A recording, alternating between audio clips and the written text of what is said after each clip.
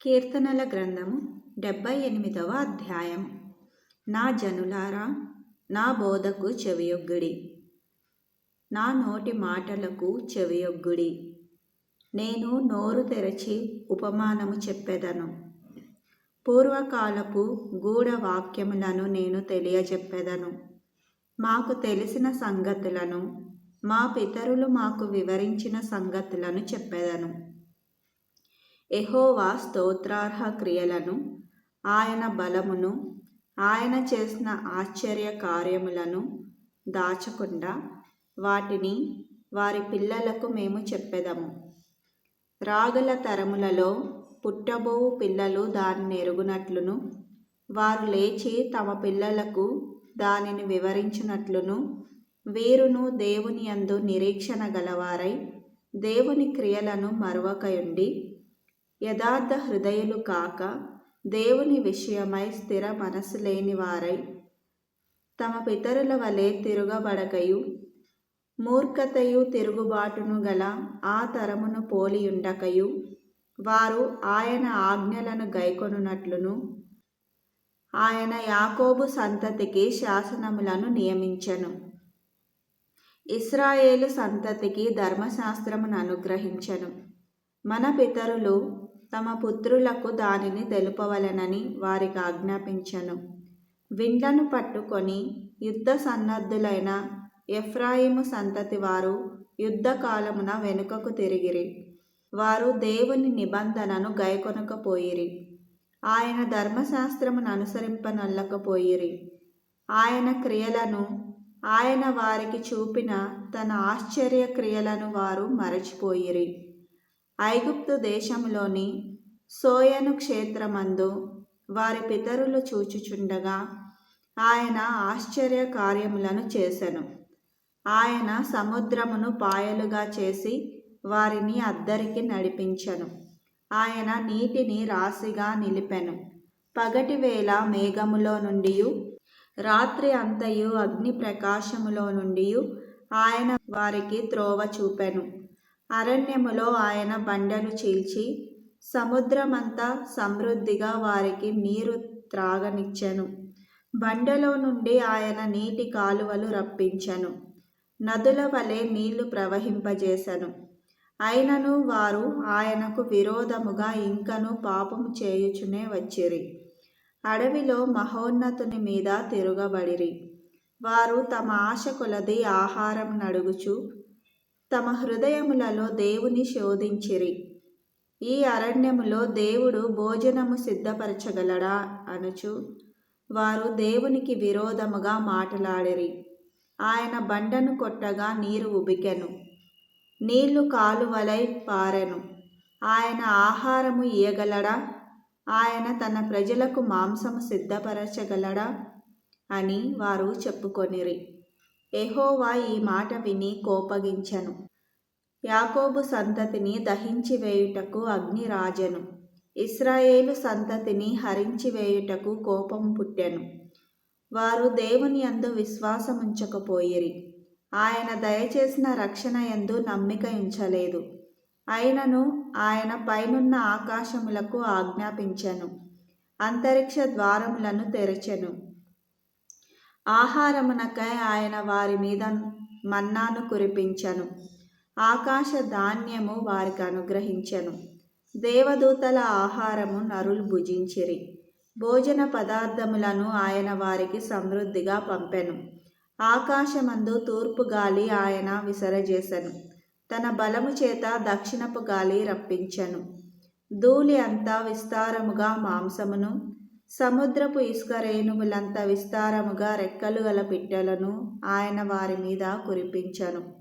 వారి దండు మధ్యను వారి నివాస స్థలముల చుట్టూను ఆయన వాటిని వ్రాలజేసెను. వారు కడుపార తిని తనిసిరి. వారు ఆశించిన దానిని ఆయన అనుగ్రహించెను. వారి ఆశ తీరక మునుపే ఆహారము ఇంకా వారి నోళ్లలో నుండగానే దేవుని కోపము వారి మీదికి దిగెను. వారిలో బలిసిన వారిని ఆయన సంహరించెను. ఇశ్రాయేలులో యవనులను కూల్చెను. ఇంత జరిగినను వారు ఇంకను పాపము చేయుచు ఆయన ఆశ్చర్య కార్యములను బట్టి ఆయనను నమ్ముకొనకపోయిరి. కాబట్టి ఆయన వారి దినములు ఊపిరి వలె గడిచిపోజేసెను. వారి సంవత్సరములు అకస్మాత్తుగా గడిచిపోజేసెను. వారిని ఆయన సంహరించినప్పుడు వారు ఆయనను వెదకిరి. వారు తిరిగి హృదయపూర్వకంగా దేవుని బతిమాలుకొనిరి. దేవుడు తమకు ఆశ్రయదుర్గమనియు మహోన్నతుడైన దేవుడు తమకు విమోచకుడనియు వారు జ్ఞాపకము చేసుకొనిరి.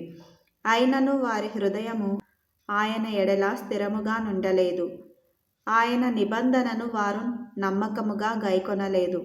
నోటి మాటతో వారు ఆయనను ముఖస్తుతి చేసిరి, తమ నాలుకలతో ఆయన యొద్ద బొగ్గిరి. అయితే ఆయన వాత్సల్య సంపూర్ణుడై వారిని నశింపచేయక వారి దోషము పరిహరించువాడు. తన ఉగ్రతను ఏమాత్రమును రేపుకొనక పలుమారు కోపము అణచుకొనువాడు. కాగా వారు కేవలము శరీరులై ఉన్నారనియు విసరి వెళ్ళి మరల రాని గాలివలెనున్నారనియు ఆయన జ్ఞాపకము చేసుకొనెను. అరణ్యమున వారు ఆయన మీద ఎన్ని మారులో తిరగబడిరి. ఎడారి యందు ఆయనను ఎన్ని మారులో దుఃఖపెట్టిరి. మాటి మాటికి వారు దేవుని శోధించిరి. మాటి మాటికి ఇశ్రాయేలు పరిశుద్ధ దేవునికి సంతాపము కలిగించిరి. ఆయన బాహుబలమునైనను విరోధుల చేతిలో నుండి ఆయన తమ్మును విమోచించిన దినమునైనను వారు స్మరణకు తెచ్చుకొనలేదు. ఐగుప్తులో తన సూచక క్రియలను, సోయను క్షేత్రమందు తన అద్భుతములను ఆయన చూపిన దినమును వారు జ్ఞప్తికి తెచ్చుకొనలేదు. ఐగుప్తీయులు త్రాగలేకుండా నైలు నది కాలువలను, వారి ప్రవాహ జలములను ఆయన రక్తముగా మార్చెను. ఆయన వారి మీదికి జోరీగలను గుంపుగా విడిచెను, అవి వారిని తినివేశను. కప్పలను విడిచెను, అవి వారిని నాశనము చేసెను. ఆయన వారి పంటను చీడ పురుగులకిచ్చెను, వారి కష్టఫలములను మిడతలకప్పగించెను. వడగండ్ల చేత వారి ద్రాక్ష తీగలను, హిమము చేత వారి మేడి చెట్లను ఆయన పాడు చేసెను. వారి పశువులను వడగండ్ల పాలు చేసెను, వారి మందలను పిడుగుల పాలు చేసెను. ఆయన ఉపద్రవము కలుగజేయు దూతల సేనగా తన కోపాగ్నిని, ఉగ్రతను, మహోగ్రతను, శ్రమను వారి మీద విడిచెను. తన కోపమునకు ఆయన త్రోవ చదును చేసెను. మరణము నుండి వారి ప్రాణమును తప్పింపక వారి జీవమును తెగులునకు అప్పగించెను. ఐగుప్తులోని జ్యేష్ఠులనందరినీ, హాము గుడారములలోనున్న బల ప్రారంభమైన ప్రథమ సంతానమును ఆయన సంహరించెను. అయితే గొర్రెల వలె ఆయన తన ప్రజలను తోడుకొనిపోయెను. ఒకడు మందను నడిపించున్నట్లు అరణ్యములో ఆయన వారిని నడిపించెను. వారు భయపడకుండా ఆయన వారిని సురక్షితముగా నడిపించెను. వారి శత్రువులను సముద్రములో ముంచివేశెను. తాను ప్రతిష్ఠించిన సరిహద్దునొద్దకు, తన దక్షిణ హస్తము సంపాదించిన ఈ పర్వతమునొద్దకు ఆయన వారిని రప్పించెను. వారి ఎదుట నుండి అన్యజనులను వెళ్ళగొట్టెను. కొలనూలు చేత వారి స్వాస్థ్యమును వారికి పంచి ఇచ్చెను. ఇశ్రాయేలు గోత్రములను వారి గుడారములలో నివసింపజేసెను. అయినను వారు మహోన్నతుడైన దేవుని శోధించి తిరుగుబాటు చేసిరి. ఆయన శాసనములను అనుసరింపకపోయిరి. తమ పితరుల వలె వారు వెనుకకు తిరిగి ద్రోహులైరి. జౌకిచ్చు విల్లు పనికిరాకపోయినట్లు వారు తొలగిపోయిరి. వారు ఉన్నత స్థలములను కట్టి ఆయనకు కోపము పుట్టించిరి. విగ్రహములను పెట్టుకొని ఆయనకు రోషము కలుగజేసిరి. దేవుడు దీని చూచి ఆగ్రహించి ఇశ్రాయేలునందు బహుగా అసహ్యించుకొనెను. షిలోహు మందిరమును, తాను మనుషులలో సంస్థాపన చేసిన గుడారమును ఆయన విడిచిపెట్టెను.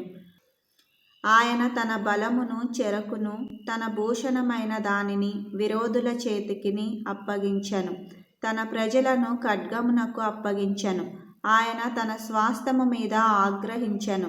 అగ్ని వారి యవనస్తులను భక్షించెను. వారి కన్యకలకు పెండ్లిపాటలు లేకపోయెను. వారి యాజకులు కత్తిపాలు కాగా వారి విధవరాండ్రు రోదనము చేయకుండిరి. అప్పుడు నిద్ర నుండి మేల్కొను ఒకని వలెను మధ్యవశుడై ఆర్భటించు పరాక్రమశాలి వలెను ప్రభువు మేల్కొనెను. ఆయన తన విరోధులను వెనుకకు తరిమి కొట్టెను. నిత్యమైన నింద వారికి కలుగజేసెను. పిమ్మట ఆయన యోసేపు గుడారమును అసహ్యించుకొనెను. ఎఫ్రాయిము గోత్రమును కోరుకొనలేదు. యూదా గోత్రమును తాను ప్రేమించిన సీయోను పర్వతమును ఆయన కోరుకొనెను. తాను అంతరిక్షమును కట్టినట్లు, తాను భూమిని నిత్యముగా స్థాపించినట్లు ఆయన తన పరిశుద్ధ మందిరమును కట్టించెను. తన దాసుడైన దావీదును కోరుకొని గొర్రెల దొడ్లలో నుండి అతని పిలిపించెను. పాడి గొర్రెలను వెంబడించుట మాన్పించి తన ప్రజలైన యాకోబును, తన స్వాస్థ్యమైన ఇశ్రాయేలును మేపుటకై ఆయన అతనిని రప్పించెను. అతడు యథార్థ హృదయుడై వారిని పాలించెను. కార్యములయందు నేర్పరి అయి వారిని నడిపించెను.